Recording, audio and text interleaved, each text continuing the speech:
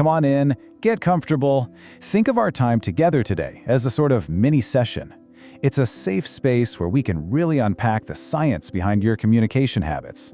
I'll be putting on my psychologist hat today to help you decode a very specific yet incredibly common modern phenomenon. If you've ever felt a literal wave of dread wash over you at the sound of a simple ringtone, yeah, I'm looking at you, default iPhone radar alarm, you are in exactly the right place. Today, we're exploring the high-definition mind. So let's just start with our presenting symptom. Picture this. Your phone is sitting on the table and suddenly it buzzes. You see a name pop up, but instead of just casually picking it up, you feel this sudden, sharp tightness in your chest. You just sit there, staring, watching the screen glow until it finally stops. And when it does, you let out this long, shaky exhale of pure relief. Why on earth does a ringing phone feel like an actual physical threat? Well, I promise you, it is not a flaw in your character. Okay, let's dive into this fascinating contrast. Because here's the wild part. 5 minutes after ignoring that dread-inducing call, you are happily typing out a 3-paragraph text to that exact same person. You're carefully choosing every single word, feeling this immense sense of calm and clarity. The juxtaposition is just crazy, right?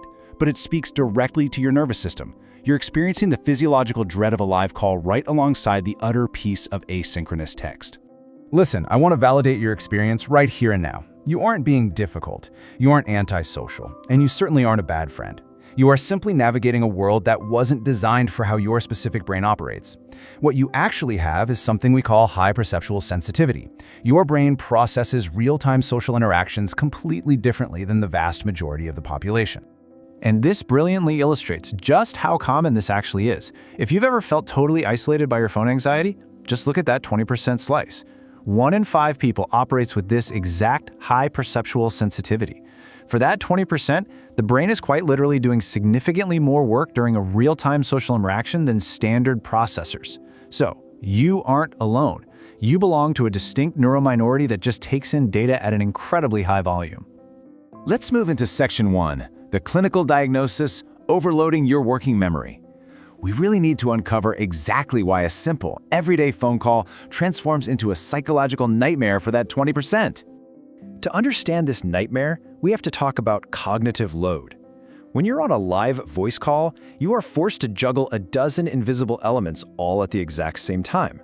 You're analyzing the other person's tone of voice, you're measuring the length of their silences, and on top of that, you're trying to figure out what you're supposed to say next.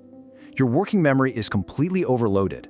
Instead of just living the interaction, your brain is forced to babysit it, and that creates a massive amount of mental friction. Now, all this immense cognitive load triggers something we psychologists call the next-in-line effect. Basically, it's a state of hyperactive self-awareness. It actually forces you to edit yourself in real time, often before the other person has even finished their sentence. You are so acutely aware of the social dynamic that you're literally exhausting yourself just trying to anticipate the very next moment. You're calculating conversational variables at lightning speed. Now, what's really interesting about this slide is the clear divide. Standard processing is a lot like watching life in 480p standard definition. You know, perfectly comfortable with surface-level small talk. But that 8K IMAX brain? That's you, registering every micro detail, experiencing high perceptual sensitivity, and carrying a tremendous cognitive load.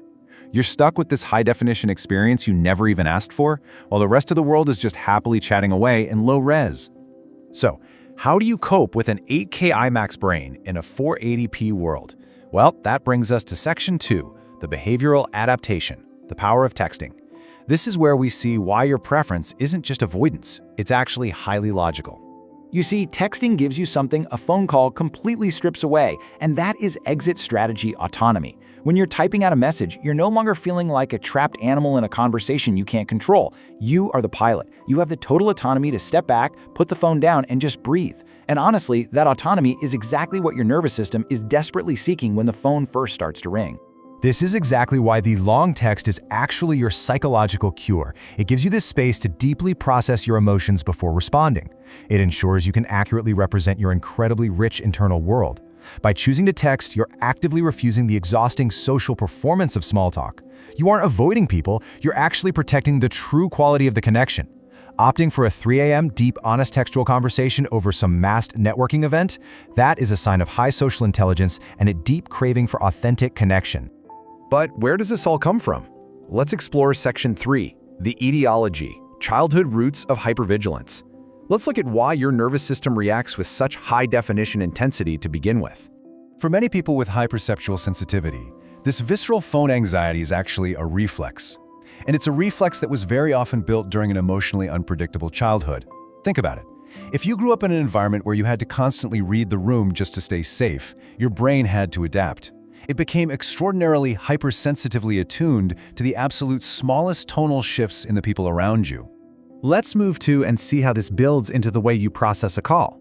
Because of those roots, your brain acts as a hypervigilant prediction machine.